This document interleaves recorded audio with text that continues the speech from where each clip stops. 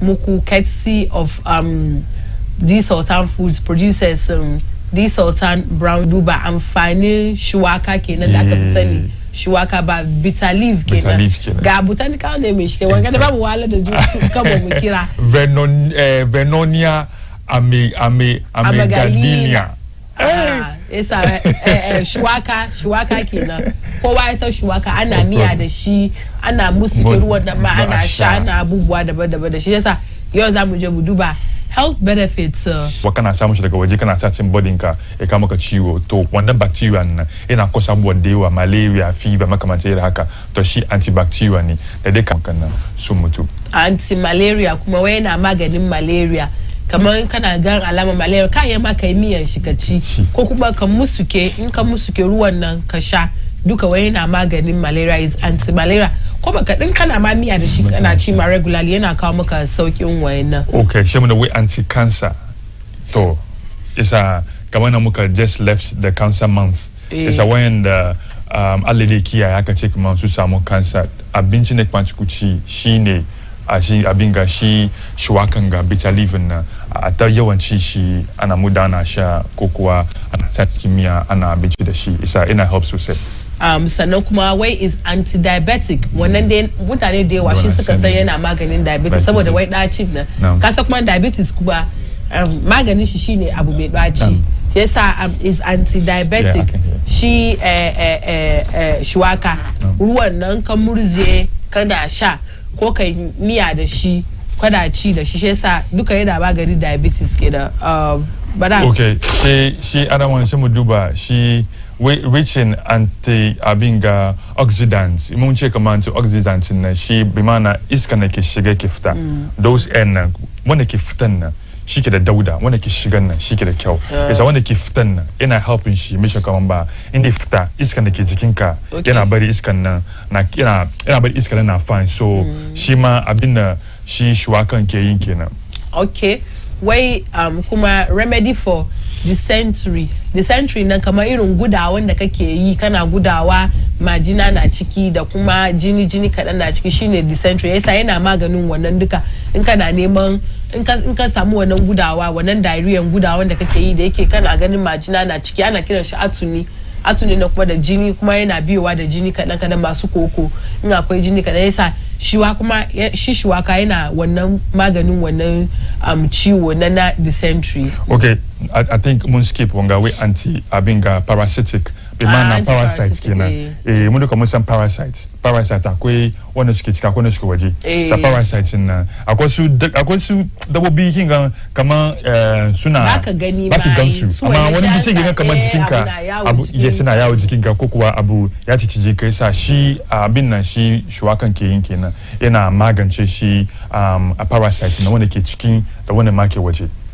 All right, last one nan kuma wai constipation to abubuwa biyu da na san gaskiya shuwaka na yi banda wayannan da na zo na jiyo na sai na maganin constipation da kuma anti-diabetic ina da maganin diabetic shi da wannan in kai miyan shi ka ci in kamar kana constipation ya dame ka kai miyan shuwaka kai maka ka same shi ka sa agushi ka dan kai miya nan da nan ka samu free bowel ka ciccire constipation da ya dame ka na gaskiya abubuwa biyu da na sai na yi kenan gashi yau kayan courtesy of the Sultan Foods na san sauran aikin da kuma shi shuwaka yake yi a jikin mutane sa shuwaka da Allah ya kokari shi dai babu bai wuyan samu bane ka shiga kasuwa yana nan kuma alhamdulillah ba tsada ne da shi sosai ba in ka samu ka rike kai miya da shi ka ci ka samu lafiyar jikin ka yasa abubuwan da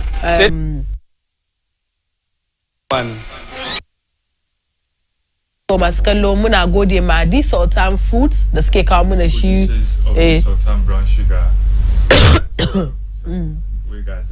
ga lafiya kuma yasa to masu kallo anan zamu kawo muku karshen shi health tips mu kayan courtesy of di Sultan Foods kenan.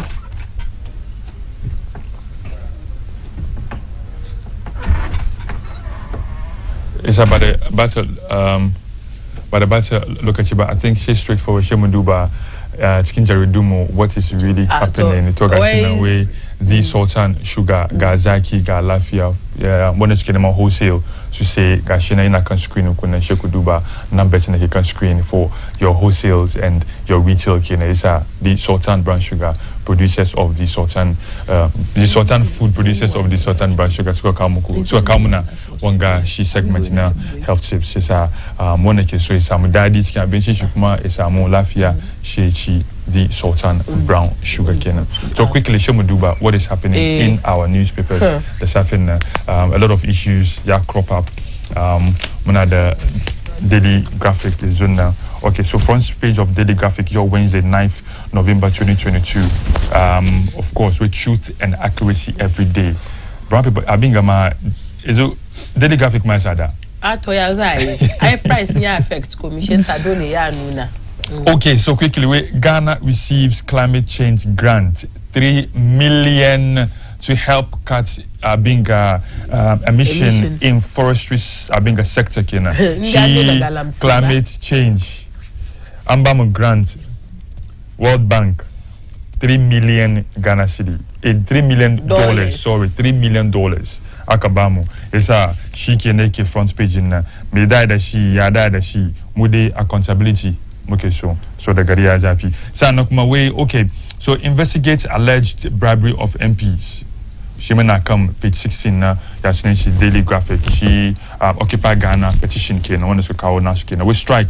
We Labour Ministry drags 3 teachers union before Labour Commission. Yes, another one within the guy Shugo Tom Thomas Musa General Secretary na Abinga Natskina, she in a page 20, you get it there. Sanaway 11 counting days more to the World Cup kina. She kuma in a front page in Daily Graphic. Alright, so what do kuma the Daily Guide kina, the Daily Guide where Ghana's favorite newspaper, Zamudubagashi front page in Daily Guide where redeem $100 billion climate change pledge. Nana to developed economies kena abune shi shugaban kasa Nana Adodan Kwakufa-Addo yake fadima developed states kena developed economies kama manyan kasashe kama su US da UK way they should redeem $100 billion climate change pledge kena. Sannan kuma where ex-Beige Bank CEO gets 200 million cedis bail. Sannan kuma MPs request stock pressure to downsize government. Sannan Baumia floors Mahama in latest poll. Sannan kuma number 12 announced to appear in court unmasked. Kena exam ga wannan duka ina zaka same shi a cikin da Daily Graphic, Daily Guide kena. Okay, so Muduba, Ghanaian Times, the most authoritative newspaper in the country kena. Front page in she kumaya magana batun shi Abinga we redeem $100 million annual pledge. She President Nana Addo Kwakufa-Addo with demands from which countries kena ya demand Abinga redeem $100 million annual pledge kena. Kun samu cikeke labaran na page 16 kan Ghanaian Times, the most authoritative newspaper. So much to come, of course, 11 days more to the World Cup. Sana we launch ministry. Okay, we US Special Envoy for Climate to co-chair FCLP. She Gashino Hoton Mr. Abujinapo Eke within Honorable Abujinapo Kena page 17. Sanokuma way we are alarmed by unprecedented economic meltdown. Minority ministers, minorities on page 70 on the most authoritative newspaper in the Ghanaian Times. The Chronicle Kena, the Chronicle way you torpedoed e-levy and now preaching Sri Lanka. Gashina Gabon, the Chronicle Kenam, ranking member na defense the Interior Committee James Ayaga ye wana magana yeche you yasuna Agalga ko okay sorry James Agalga Kenam. So in a way you torpedoed e-levy and now preaching Sri Lanka in the front page of the Chronicle Kenam. Sanakuma way government should take charge of importation and pricing of petroleum products. PNC Sakai wana magana sanokuma. President pledges to work with others to halt climate change ga hoton shugaban kasa da kuma lands minister kenan sannan Intiwu goes gaga over minorities crocodile tears kenan batun shi you torpedoed e-levy and now preaching Sri Lanka sannan pressure on Akufo-Addo to reduce size of the government duka za a same shi akan the Chronicle kenan. Okay, so Muduba the custodian Muduba the custodian headline on the custodian way Mohammed's grip on NDC under threat kena and some story no on page 3 egashino hoto she former president John Dramani Mahama sana Kobina Dufo NDC presidential hopeful shima in a wooden way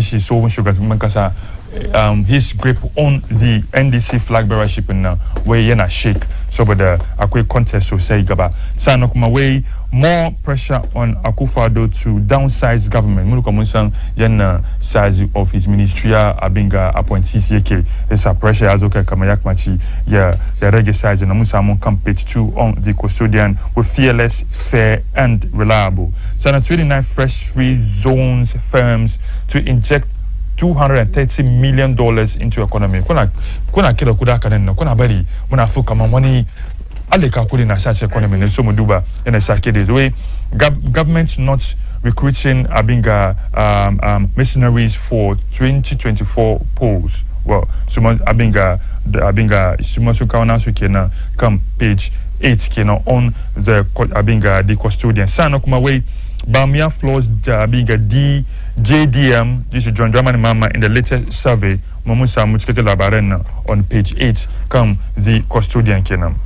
So there's the Ghanaian publisher, where Bamia floors Mahama UK research kenayeche wana sannan kuma Lance Minister calls for collective action to deliver nature banned climate solutions kenan Samuel Abujina Poye wannan magana sannan kuma government not training mercenaries defense minister rubbishes report sannan kuma President Akufo-Addo charges wealthy nations to redeem $100 billion climate change pledge sannan kuma Akufo-Addo under pressure to cut government size as economy bites hard ndiko when za same shi the Ghanaian publisher kenan.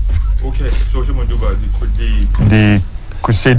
new crusading guide, the Safina, the new crusading guide, Mukaduba, the front page, of course. First thing Kena, everybody is looking forward for Nene Kenama, Nagalamsi Ishiejo, Nechekama, Anas is up to something. I'm sure he's doing something. There's another gun post in come page Ishi. I wasn't surprised. So this is the whole thing where it's official. Anas Armiao Anas out with Galamsey economy. Titling she filming thinking she projecting thinking with deep research that will leave you in awe. Ya bari kai surprise ya shokunka abuone ke happen daga kasa. Why na suki bata muna si kasa suki Galamsey no dick. We are shokunka. Shima within a way pressure piles on president to downsize government. Shima Musa Meshi come page 8 on the new Abingo crusading guide. Son of my way Mahama slams under Bawumia in the latest poll. 96% Ghanaians believe VIP will be better president. This is a UK research group. Because now I can see almost all the newspapers are talking about that. I don't know whether it's almost all of it are talking about the damn slam of Bawumia against John Dramani Mahama and everything. Well, Suma Sukana's research kena. Where Ghana Gas denies giving Lembele DCE 8 million Ghana cedi Shikma for personal use. Shima in asking the front page in the new crusading guys and reduced prices on December 1st to help boost patronage. Shima in our so I think basically this is all that we have so far on the newspapers. It's a lot of it, but Monday take a Saturday it's all Muduba what we have on the board. So we have our the one more Abokiaki Muhammad Jama Kolafia. Ya de. Alhamdulillah. To. Antashi lafiya ko. To mun gode. Yo kasha brown sugar. Kasha cikin tea ko kasha cikin koko kasha ne. Anyway, so Muduba quickly. Stories in the US. That's when far the batun climate change in the president developed countries and so redeem the monsoon pledge come every year soon by developing countries, African countries, maybe sub-Saharan Africa, $100 billion years you fight when climate change. Climate change is a global issue that currently Masuna hold one conference daga COP27 and daga Egypt Canaan and I mean Cairo in the president Mweje wasu maganganu in kaduba Africa ma climate change mwaka contribution to emissions is very negligible, like bamu contribute one hour to global problem na yake kiranshi climate change. Experts na gwada is around 2 to 3% of global emissions in the Africa duka. It's a muhaka the contribution to emissions and greenhouse gas and Africa bamu contribute ama muke some effect in the more money the most vulnerable in terms of effect in that climate change. That's the irony, because muna there a lot of mutanin that they live under $1 a day. Basu yasuna in was boy, especially in farming. Mukaduba farming ma subsistence in affect farming na wanga. Esa suke chema developed countries in the one pledge in the suke in US aka suna contribute, China na contribute. Amagaduba suna da kudi the samda suna amamuaka bamu Africa ka bamu contribute to global emissions wana baka. Namu ma aya overlook because it's just around 2% that one negligible in the world space in them. Ama kudinda efi subamu muida maganchi some of these ko take wasu measures in the zay maganchi climate change shine na mini president think. Ama the question is muda kamu muke yin mu fight wannan climate change don so they wa munje yanzu aka bamba mu $3 million go from World Bank saboda batun climate change. Ama ka duba internally ma ba mu make one effort. The issue of galamsey kawai ma is an issue in the duba 10 most vulnerable countries in the world in terms of climate change in the suke vulnerable to climate change. 7 countries are from Africa. In 2015, Ghana was one of the most vulnerable countries in the ACA list in Suchikim Batung. Among government internally, what are they doing apart from relying on global economies, the rich countries in them, on Kujin Dazaida, Batung, Yaki Keresha, Maganche, Batung climate change? So we have to take our own measures internally. Especially the fight against galamsey is one of the most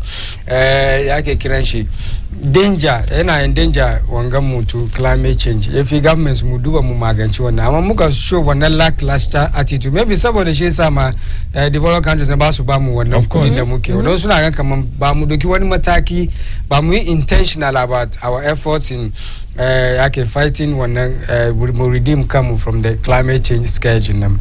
As a government African government ma for that matter you have to touch through the council internally. Canada we couldn't suma the council doki su maganchi shani Ghana for example batun galamsey is a big threat to batun climate change. Muna land na muke bata muna degrade land in the southern kasanda ake farming the shezu farmers ma suna said the land suna ba yake kiranshi galamsey mutani da suke aiki de galamsey. Yesa mu internally the government may be intentional fight whether yake kiranshi plans mu da sauran duka su protecting she from the scourge of the galamsey saboda western countries suka kan kuma muna make one effort. Maybe at that time they can give us that $100 billion in the muke demand subam tijama naji president we to swap debt mu with climate interventions. Could bash in the suke bi mu da su doki su kaya ne su yafe mu na su scale mu subam with the intervention so don't. But it can be done that basu they know our efforts in fighting wangana. As ankaje ka karbi bashi keke unsustainable levels. And you can say ayafi maka bashi na doki swap with the climate intervention that was Western countries na so much they have their reps here, they have their data, they know the efforts you are taking in fighting when them galamsey the efforts you are making in making sure climate change and they have one massive effect on you. It's about you one. I don't think they will swap one I can call in the president Mukei kama swap debt mu basu suka ndake bimu from outside ayafi muna she turawan wannan suke ba mu kudin nan su doki wannan su yi interventions wani da zai yi maganci wannan climate change. As African governments, we always like to go begging. Muka je yin international conference ga duka muna zuwa ne mu je mu roka ba mu kudi an ba mu kudin ba mu yin aikin nan ma da ya kamata. Wanga $3 million in da zai shigo ga ya baka mamaki maybe some 2-3 years to come we will be having the same problem da aka bayar kamar a doki a maganci wannan problem. Yes, we are not serious, we are not intentional about fighting climate change, even though global kamar da na fadi Africa they ba mu significant emissions only 2% or 3% they out of the global contributors in the India, the China, the USA, the sauransu. Esa su ba mu kudi haka knowing kaman suka ba mu kudi nan ba mu yi abin da ya kamata ba mu fight da ya kamata don Ghana always now use Ghana as a case study. Galamsey alone should tell us kaman we are not doing enough in making sure climate change in bamu samu wani ripple effect kobe bamu is so vulnerable to climate change nde bamu yi muna fight Galamsey nam. Okay. Ni kaman ni da kaina I was about to then anaga kaman president na cewa wai su kudin da wealthy nations and shen naga kaman kai da kanka within your own as your own president, as a president of Ghana abin da ke faruwa garin ka gashi nan ruwan mu duka water bodies mu ya lallace har Ghana Water Company na cewa if care is not taken mun fara import ruwa so wannan ma okay wannan importation ruwan nan kudin da ba wani wuri kudin zai fita zuwa yi wannan da shi ba grants da aka ba mu ne ya kamata doki a magance is very important this time around ka gani the thing is Njama we don't hold our government accountable accountability nan ba shi na ana kyale su they do whatever they like an ce 3 million yanzu in that wani yayi niyya yana so ya tambaya what is going on with that money and tag me shi a tag shi kamar yana son kwankwanto kware but is the truth as a citizen is your duty to find out what the government is doing with all our monies abunda ke ba yanzu 3 billion ga yazo ba ga abunda zai da shi kuma problem na bai wucewa still muna nan $100 billion is a lot of money. It's a lot. Zaraba countries, especially out of 10 most vulnerable countries, and like I say, 7 are from Africa. And even 7 African countries, Zaraba $100 billion. Aba karabin kudi bani. Aya fi mun za mu samu namu ma ya fi wanda IMF ke ba mu 3 billion. Out of 100 billion. Ama the question is, what are we doing ourselves? Muda kam one mataki muke doka muya maganchi kode muye wana bunda climate change na be affecting mu because we are very vulnerable to climate change scourge in African countries. Wasu Kamansu, Malawi, Madagascar, Mozambique, the Soros. Suduka, I'm sure they are also taking wasu measures in that. Ama come always gira. Shede West na sumba mukudi sana zamu muna tamba suba mukudi. Nsomba mukudi kuma mbashi ngezo yao shemucho so yafe muna bashi nan sudoki su yi muna wani climate interventions kagan the irony na inde gidanka ba ka iya ka magance ciwon gidanka da the resources you have ba wani malaika ko ba wani maluki mutum ko ba wani arziki da dai fito waje a zuwa baka ka magance da nake cikin gidanka. Our leaders have the power, they have the resource, they have the mandatory abinga responsibility on their heads to make sure all our lands and all the forestry areas and protecting she. Amamurika mun what is happening in the country mun sabene ke hapkwa mun sani kama sunna no suke gaba ake bata kasashe mu ake stepping into the forestry area until one baso licenses amaka licenses kai mining babaka licenses kasi forestry regions number water bodies is sports mulika mun what is happening they know who is involved and susu wanene and sabene suke yin amma the system is not working ba ce muskomi an kyale su sha ce kaman $3 million ngazo I use one abagaji abinga ciwo mu it wouldn't happen so far as we know what is happening but mzama mu aiki towards it, but we didn't find time to fine-tune all these areas for the people to know, come on, we can do this. Bankatabe Zungono, Misha, come on, he's touching other areas or some people in the Sunana, don't come on, Sunan. They are either family people or they are party people who maybe you hold allegiance to them on top of certain things. It's a missing Magana. So the back kitchen gari cikin zuciya. Everybody is looking at his belly and his pouches. Daga jifun shi tumbi shi sa kudin ga muna nan mun ji abin aka da kudin. Muna nan mun lose hope in our leaders. We've lost hope in them. So how many money ni be zoba me anka da kudin. Anya make accounts for the kudin. Some, but this is like the case now. Come on, they know we cannot even. So this money, it's not about the money that comes in. Kudin yazo, mundo mjiya na aka disperse kudinga, tingaringa, it will come. Bari mu duba next story da zamu duba don magana muka so da jide ba mu gani kai. Mu duba da ake call for president to cut down. Mun ga tun I think early this year.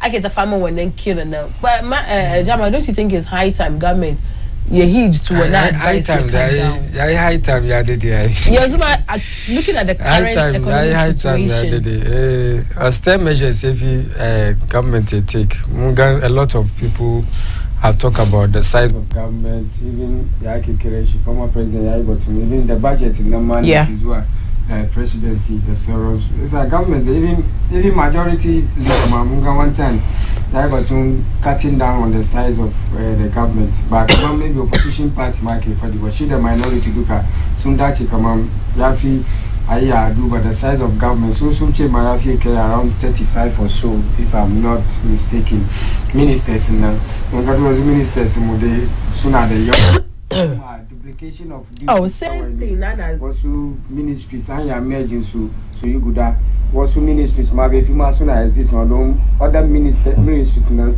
directors no there also departments in the so you to take one nan yake kiranshi yasa government ya say abin da yafi just they may be because of our nature of politics and job for the boys the sorrows we in election then as when you please supporters kuma musa koi financiers kuma the sorrows yasa wanga then I put the government in the in power between a rock and a hard place, trying to please the supporters because of the winner takes all. In the muki in the yafi eba mutani mutani shi aiki kuma yafi garin kuma manage shi and they come out. They are caught between a rock on the hard place.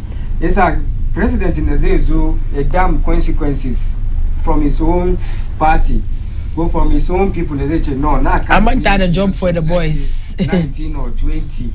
Akazenyi, wasu ayu kaduka na emergency wanga. Ko na lose election, nasan kama have done the right. Until we have that kind of leader, when they say a damn consequence, whether Anna threatens the election, come on vote, we shall go by him. Sometimes these pressures come within, but outside Maba, come on, kaya kaba kuwa aiki. When he some government is going to win election early stage come on in January February king and lobbies mutani na kezua aje maybe Flagstaff as with me ajana name ana lobby for ministerial position munga want to support us man sooner demonstration saboda baba maybe mutumi in the suke support political figure whether MP ne ko waneni abashi ministerial position because soon I feel this is the time payback ni isa wannan duke yana kawo pressure mai isa wata mun samu leader na zai ce kamar enough is enough moon cut down on the number of ministers. Wasu offices yafi aduba ake kiran shi a cire su saboda government ne run on a lean government and zai save economy. Na wanga duka yana affect yake kiran shi economy na. All this pressure wage bill and so a lot of kudimu duka yana zo biyan salaries da wanga wasu allowance da sauransu. Yasa hafi muduba government they know better than we do. That's why people are calling for even the review of the 1992 constitution because 1992 constitution the shine bedrock all the current political challenges na muke facing kaduba yana fituga yake kiran shi constitution of 1992 now no president na da hanya yi appoint mutani ko dai employ mutani more than 6,000 ko 5,000 plus almost 6,000 kenan inda fima ba haka samu 6,000 yana wanga constitution yasa haka duba haka review constitutional also provisions na ya taimaka bari a maganci irin wanga issues na nam because mun ga currently ma batun constitutional review na ya kuma tashi kuma ana batun shi former president Shima ya ce yazo ya duba constitution na ma duba yayi batun judges da sauransu duka yayi waga yayi ta mata mus mun ga it was a campaign promise at Tamus in 2008 kamar yazo ya duba yazo kuma shi set up wannan commission suka duba ai suka facilitate wannan abubuwa aka yi white paper ma which na read ma kana gan kamar it was good, so they agreed almost all the suggestion da mutane suka bayar ra'ayin da mutane suka kawo batun constitution. The white paper ya agree with most, wasu guda ne kawai yace ya disagree, amma ka duba white paper na ya president ko dai Bongana soon white people agree to a lot of the suggestion the mutane suka about the constitutional review. It's possible anyayi the former president yezo yayi party should know make one promise so in take one bold decision kuma mbe some opposition from his own party there's a sake was because of Article 71 holders in the MPs new. Of course. Judges come na chiki, ministers na chiki. Esa suma maybe that's nyeche they one up and they affect Article 71. Soon wanganshi. Esa shima yafi maybe ya chena the only 4 years. Esa he condemn the consequences. She ya one where we live to see in the years some one opportunity. Kode ya kode be. Ama it's about time the 1992 constitution. Ya samu 30 years. It's about time ya go through one review ndazaya sasa ya bubu na. Aba jama. Even phone ma every one stage ina chemaka kumaka update phone ka. Phone ma ina chemaka updates app na update software. Even the apps we use on our phones now subsequently anabody can update shi. How much more a constitution that lasts for 30 years?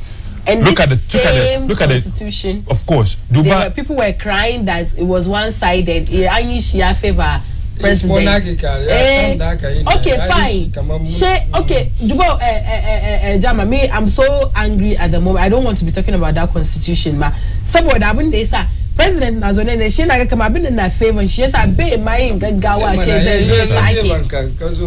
a do consultation there for the opposition neke magana na chwa asaki. But he also power kaga in shia ide saki. When Banganuni, both of them on the when they were in opposition, what didn't they see?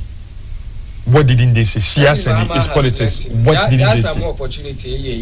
What didn't they say? Anyway, people keep saying this elephant around election year, come on 2011, Zuaza shiga 2012 kenan. Da yana da chopo ya win to da yana da chance 4 years in the year implement one now white paper. This elephant size a big minister position go. Maybe in yezo, maybe either a take one now white paper could a constitute Sabon commission kuma that's yours. But this current government, I don't think sooner than one time frame. Sooner the time the election. No, because the time they have changing of constitution need to take a process. Election year the one it wouldn't really work. But early stage, Commander government is the early stage of 2017. So they also constitute. Could they go back to the 2010? Could 2009? No, 2010 akafara one. Not Atamos, 2011 Akagama. Okay. White people now. Because of elections, it's white people. Always in the next government, whether it is Baumia, Alan, Kode, John Mahamani, Kode, Japan, maybe we will look at it. But this time, I don't think I came out of 2 officially declared. Muna pepa work. Garani meeting na. What? Sell money right meeting. No independent party. It's a constitutional review and it's about time. And so they are magana both from my majority to about as to whether Nishizo power that's another question. Because it takes a lot of guts to do it. Because late Atamos I could carry promise they make during the campaign. Ndajin wait tamale debate kenan. Che kama yozu he did it. Ya constitute everybody suka wanda suka wanga kuma she suka ya laka white people aka samu recommendation nan. He has made the work even easier for John, the next government is that if John or Bamiakode when I say Chiduka 2024 day. At this time I don't think I am gonna do that. But I think as Sama said, it's high time the elephant-sized ministerial positions in this current government is long overdue. Wasting the long overdue. Our leaders need to understand that the saying of the people is a message from God. Magana na mutane ke yin da yawa. As finance minister Maranka. Su ke yin da yawa. Su san kaman ba lele mutane yanda mutane ke decide kaman oh da mu vote mu ba kaza. That feeling, that energy ne ke zuwa na inda jama'a na magana abu guda mu magana batun position singa mu magana tewo mu magana har yau ana ce magana nga su san cewa kuma we don't just talk ba mu magana so da muna so mu magana muna magana so da kishin gari ne mun ga kama abin ga ka muna bala'i muke magana cutting downsize ginda an cut downsizing ga da I'm sure kama ya tamake economy ma in a way ya tamake economy in a way because when you say positions na daje a dissolve certain position na ma shemu zongo ministerial position no shaka resolve shi aka aje gefe shaka aje ke secretariat. So if you are feeling kama an yi ni saboda for votes and election purposes na an ce mun kama me yasa da mu na magana but for the first time sun kokari sun ba mu ministerial position which we were so happy about it. We had a minister for zongo and other stuff inner city development. Madada resolve na mum she when the first time it abinga position na muganga kama for the first time a government looks towards the zongo people in shaka dissolve wana kama secretariat ama other ones in nanda aka kakachin su imagine 1D1F akwai secretariat sinsushi meanwhile I start speaking ministry of free SHS in a secretariat shi meanwhile I start speaking abinga ministry of education. They are everywhere, they have offices. Even some of the offices in Nama, Bama Yusuma. They were for the boys. Job for the boys. How long are we going to do job for the boys? It's politics in Mundamuka, Samuka Muchinkin. So far as I'm not in your political party now. Yeah. Takes all. I mean, you see the whole point. It's a one in a Shikati political party in Amsterdam. So that's a common impact in the win. Party muke power. Party muke power. I create one I Job Abashi. She Germany the kind of we are citizens, we are doing our best, we are putting in our energy, paying our taxes, doing what is necessary now. We are lacking at the back, we are not even seen. A man create job about money. It's good to create jobs, but the job benefits everybody because the party is not there to govern your party, it's there to govern the people of Ghana. It's at this elephant size now. It's long overdue, Mr. President. You need to cut the numbers. Cut it down. We are saying it not because we want to say it. We are saying it because we love our country. We are saying it because the economy is not okay. Economy is not okay. The elephant size now. Please do something about it. Elephant party. Elephant party. Yes, it's an elephant party with elephant size. Anyone who knows more fun is Jama, when the story was I think that's about it. Stories in but on climate change and that downsizing then she dominate. Okay, let's look at Anas Armia. What do you expect? Yeah. I was Supreme Court according to she already man, but she ended the case in she. She that wanga number 12 expose she. Na me high court, when the high court ye check come ya ye rufe don shi ya wanga AJ court dey magana ama according to reporting the Supreme Court the kan suka ce ya fi cire mask shi nan AJ court ko we gan face shi the lawyers in Nyantetin sun ce kaman a ba su yadda kan wa sun appeal kan wannan kaman Anas a gasan saboda saboda ya hide identity shi na rufe idon shi Anas na muka san shi all the time it's covered. The report in Daily Guide da yana gwada kaman in yaje Supreme Court ya overturn wannan yasa yanzu the next maybe court in the Anas ya fito da idon shi cikin court ko waya. But that's wrong. That is wrong. Already gashi mun ga issue da ya faru kan batun Ahmed Swale da aka I don't want to mention anybody's name da me shi aka nuna hoton shi aka yi maganganu bai dade ba aka ga an kashe shi so wanga as part of mu da mun zama yan jarida muna protect rights mu fellow colleagues mu journalists is unacceptable ya kamata a tashi a zuwa ayi kururuwa ce gaskiya wanda ya ba yadda a bari me shi zo expose already his life is at risk shokuja kuma is exposed kan shi tan kan kunje you have thrown him to the wolf kuma gashi situation whereby ne Ghana ga irabu ya same ka haka ba ga wanda zai fight maka how many years yanzu Ahmed Swale an kasa gane wanda ya kashe shi. I'm not holding brief for Anas kaman kan naika fadi na feel that because of the Aiki is now maybe Supreme Court here ba shi ma mun ce ba wanga saboda aikin da yake na maybe that's your excuse in Subari use mass and maybe in camera bada witness bada statement ko dai abinda zai fadi duka amma yanzu haka kaman kan naika fadi daje ya bude da yanzu kowa ya ganshi wherever he goes people can recognize me. One of the days was some court at that point. None they by record maba. Yes, it has the ruling put Anas. Anas kuma shima damaging blow need to the Anas brand. No, Anas the Kajian lawyers. Supreme Court maybe Anas and the lawyers. Kuma Anas is not only a Ghanaian asset. I've been the Ghanaians to understand it, International, he's an asset to the international world. Seriously, if today Ghana will say, come on, Bamusu Anas, the world will accept him. We should rather be grateful and happy that we have somebody like Anas from Ghana. That in the mudukamu makama gaskia. That musamu somebody in they risk life in Shekamuna. What is really happening in the dark areas in I'm sure that we're supposed to hold him high esteem. I'm expecting a lot to see in the Galamsey. In that video, they premiere. I'm expected to see a lot, but then in the aftermath, shini kebadi neki feel sad.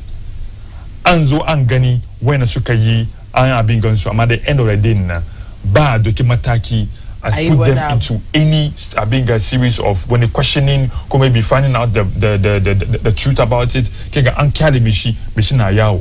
Murika mungani, it has happened not once, not twice. Jama, I didn't want to look at you. 0553-683-010, 0555-798-020. Phone lines mkena na mukabude ku kida eso ku kaona ku damon ku submission ku based on what we spoken ku kwa abinna ku kuma ku so ku adapt chicken discussion musano kuma ku send mu na WhatsApp number soon. WhatsApp number 059-631-8624 059-631-8624. Okay, now WhatsApp number just our phone lines are open. We're one of the first caller. Hello. Wa alaikum salam wa caller. Yang kuri bena TV kega. Ya kuna daga Nima yanku sunanki? Yanku sunana Halima. Halima, okay. Naam. Ya muna jinki. Yanku ina so contribute to magana na ce yi. Okay. About climate change. Naam. Yanku batun climate change da kuke magana na kwace wai an ba da 300 billion. I think you are misinforming the public. $3 million. We didn't say 300. $3 million. 3 million. But according to the story, you should read it, I think. Because according to the story, the president only told the African countries, countries that have pledged to support this country. It's a pledge. Read Wanga Daily Graphic front page. Oh. Read Daily Graphic front page. During the so far. Hello, Kinaji. It's that the president advised that the country to go for their pledge. Okay. Am I misinforming? No, you are rather mistaken. Yankuri, Duba can screen Zunga. Duba, watch on your screen Zunga. It's not from us. This is something on the newspaper, Daily Graphic. Then you see the story. Look at it. It's on your front page. Look at it. And then we read the story and we are telling you what is in the story. That way, our emission, Muna. Ghana has offered Ghana a 3 million grant. 3 million grants, is it there? Akwena Daily Guide. Then I mean, Shikiki Wanga kan Daily Guide. We redeem 100 billion climate change pledge. One story kumana anasa na Akwena Daily Graphic kuma Shima Ghana received climate change grant. Hello. The World Bank has offered. Jama, let's continue. Don't read the story. No, but in clarify matter. Maybe start confused too. Don't read the story. They are all. Don't read the story. Let's move on. Mislead ko according to headlines na muke read. Maybe kindoki headlines in Daily Guide kikaba na Daily Graphic. Daily Graphic na shi headline da bang na Daily Guide kuma da bang. Na Daily Guide na the president ke ce kamar su pledge na suka bayan na yafi rich countries na su live up to $100 billion. She na sannan kuma akwai daily graphic shima where Ghana receives climate change grant 3 million to help cut emissions in forestry sector. Is a she can come page. Maybe keep confused the two headlines and then clarity in the Nike so Mubarikatu Issaka. But we mislead ko ba. Abinda daily sindake fadi wa shima muke wanga ba mun tashi me muke magana. Yeah, hello. Alaikum. Na wa alaikum salam tullah ko lafiya. An tashi lafiya. Alhamdulillah. To Allah ya taimaka. Amin. Mun gode da aikin da kuke Allah ya saka. Amin. Nace abinda nake da su da game da shi a matsayin nan. Na'am. Shi mutum da bayar Allah kamar yanda kai magana yana magana aiki labari mai aiki sosai. Na'am. Da ka san ko to shi yasa in dai za a ce yanzu kotu ne ya bude idanun shi kuma ko idan da muke yan jaji sunan su ma ba gaskiya harkan su ba su bar shi ya rufe idanun shi domin ba shi kotun ba fuskanta ake so a gani ba aikin da yake ma mutane ake so a ci a gane ko ta kada a zo a ce ya bude idanun shi in ya bude idanun shi kuma yayi tallan da kansa kenan za iya samu matsala sai sa a ringa bari shi yana rufe idanun shi yana ma duniya aikin ne ake so a yi gaskiya ake so ba je a ga fuskar mai shi ne matsalan ba in ya kai lokacin da za a ga fuskar an ga fuskar sai sami ma contribute ba ke nan da shi na karmi ba to a kadbe a bar shi ya rufe idanun shi ya kawo mana gaskiyan da abubuwan da ke gudana ba shi a ce ya bude idanun shi ba domin ba shi kamar yadda kuka shi wancan nan da aka kashe har wa yau ba ma san wanda ya kashe shi ba aka nan ne ba ne ko sai sa Allah ya saka alheri ni ma contribution na kenan okay mun gode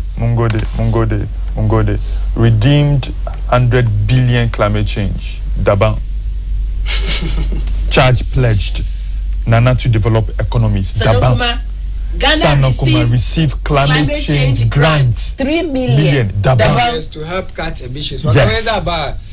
What villages affected by climate change now? Even when the money comes in now, what is happening in the site? Accountability. That's what we're asking about. Hello. Naam, Kolafia. Naam. Hello, Kolafia. Hello. Yan kuri sunan ka da nake kira.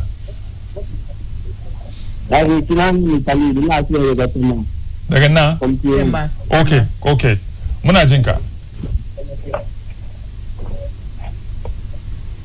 Muna jinka. Yan kuri low volume TV set ga kaji. Hello. I think mun lose Colin now. Shisa, young Kuri, for the we are talking about accountability. Kuma, we spoke about already now that come with the resources and the power we have in leaders who may suka maga chishi galamsin na mukichi. Baba tu okay, Adima couldn't give it. Let's put the money aside.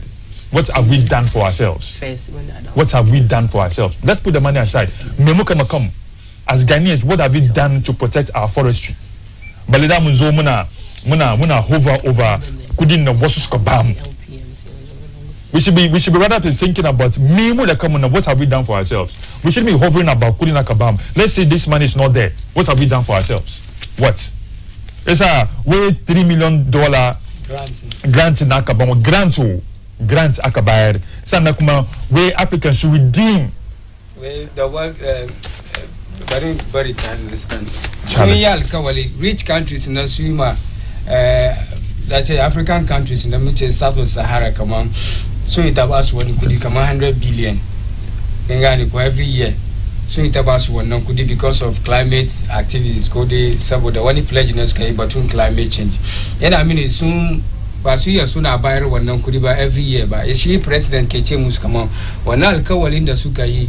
Come on, so it about 100 billion. Some by Africa, could they developing countries, but maybe by Africa, but developing countries, 100 billion. Suchika wana alkawali. Aga President Efadi. One story. The Bani Kuma Sanam, when the Kuma Akaba Ghana World Bank.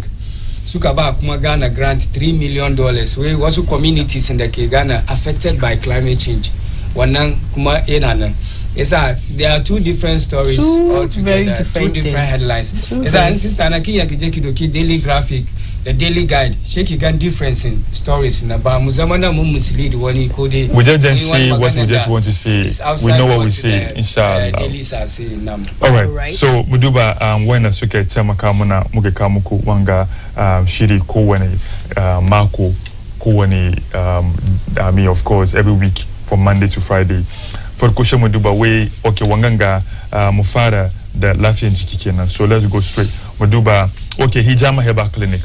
Hijama Herbal Clinic where Sharia inclined herbal clinic where that specializes in blood grouping, testing, counseling, prophetic medicine, herbal medicine, gashina hijama therapy, don't therapy, spinal cord straightening kena, massage therapy, sana suna the spiritual abinga healing process kuma kena bana suna rukiya kena isanka duba kagan wangana kan screening ka of course we locate Hijama Herbal Clinic daga La Paz suna dede bayan ya suna shi Ecobank na kaka iske Fatima bint Rasul Masjid within from there kagan Hijama Herbal Clinic kidasu.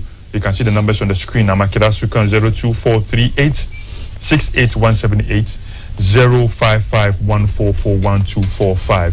Hijama Herbal Clinic with Sharia inclined Herbal Clinic in she so yeah, so the next one zamu duba but in lamarin kaya ka duba lafiya sha duba kaya kuma so in kana wonder inda zaka samu modest look kuma with a touch of class kenan kai classy kuma kai rufe kai well covered she kai kokari ka samu ka je wato Rook collection kenan. Rook collection suna da 2 pieces, long dresses, loose dresses, bags, shoes, Turkish wear, kaftan, had da kayan gulagulai, gold jewelry duka suna da shi da jallabiya na maza duka suna da shi. Rook collection kenan.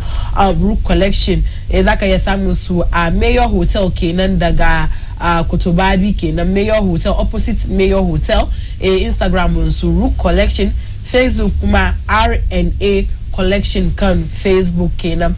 Sannan kuma zaka iya kiran su akan 0243 264027 0243 264027. Rook collection, very classy and looking modest kenan. Okay. That's good. See that she muduba mundo batun kaya kuma she of course she muduba looking modest kuma for all your modest clothing needs again she muduba Payless Boutique.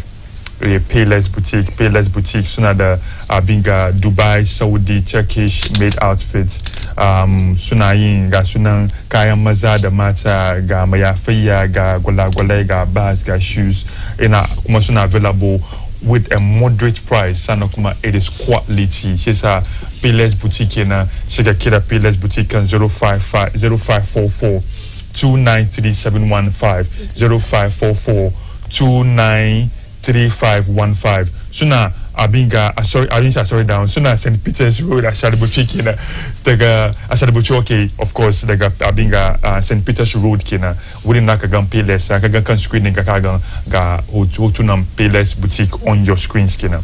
So after that maza mu je mu duba wurin abinci kenan for the best sweetening kenan asa mu muka tashi breakfast mu mba koko ba shi tea Tom Brown oblayo da oats duka sauran sai in order to samu abinci mai lafiya kai sugar dai musamman da zai we can't do without sugar amma to like ka sa sugar kuma kamata ka duba sugar da ya dace ka sa shine kai kokari ka samu desultan brown sugar ba ko wani brown sugar ba kuma desultan brown sugar aka ce ga zaki kuma ga lafiya kenan yasa an kana so su suna producing wanda ke produce wannan product shine desultan food kenan. So in kana son wholesale ko resale zaka iya kiran su akan 0233 508011 50808100 ko kuma 0543 693974 bari doki number nan kuma 0233 508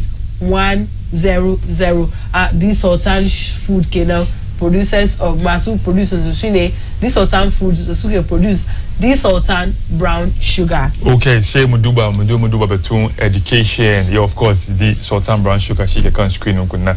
So muduba between education, of course, Lamaje school. We looking within the daka yaranka from crèche to GHS level. Yes, kakaji koina kaduba environment ke the Tsarin mi mana ina na suwa. In the environment in the Tsarin in abariada koyabun suna very easy and very good. So my banda koyabun suke koyo suna the extra curricular activities come on swimming, karate, cadete, athletics, makamati raka. So kuna the ultra-modern science and computing laboratory is there. So the basis in the Kedokan students from Gida to school, from school to Gida. Education service in Oxford International School. So now being Oxford City, Medina West. So now close to the AstroTurf Canada, Medina, Kedansu 0244 034339, Kokuwa 054 5361122, Sana 0262220676, Oxford International School. All right, so still education zabuduba basag intercommunity quiz keda ida suke collaborate da Beda TV ake kawo muku ciwa da shiri kowa da ranar Juma'a 4 o'clock keda ake kawo shi basag intercommunity quiz keda quiz da cover subjects kamar Maths, Science, Arabic da Computing kuma for yaran mata da a JHS level. In kana so ka taimaka wanda shiri shi ka kira 0244 41 3455 kuma kana so ka donate ka ba su wani tallafi ka ba abinci ruwa da sauran shi ka kira 059 303 923 Basak intercommunity quiz ke da ake kawo muku. Okay. Kowane ranar Juma'a yasa don't miss it. Don't miss. Wannan kamis you know kamata da mu duba kamar muka fadi irin abubuwa kan gangashe kamar sadaka ta jare na always say ka sa arzikinka ka tsamake a gwada ma like yara mata su doko ilimi from there.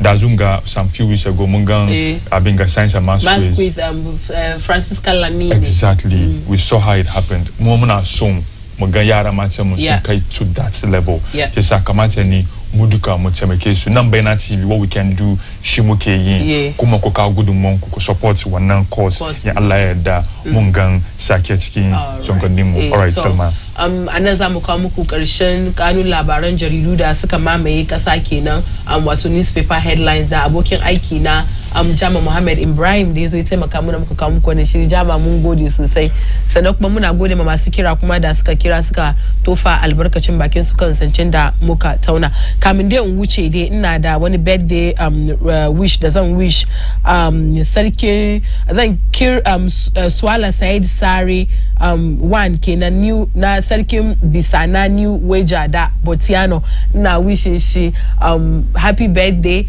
Allah ya yi ma rayuwa albarka.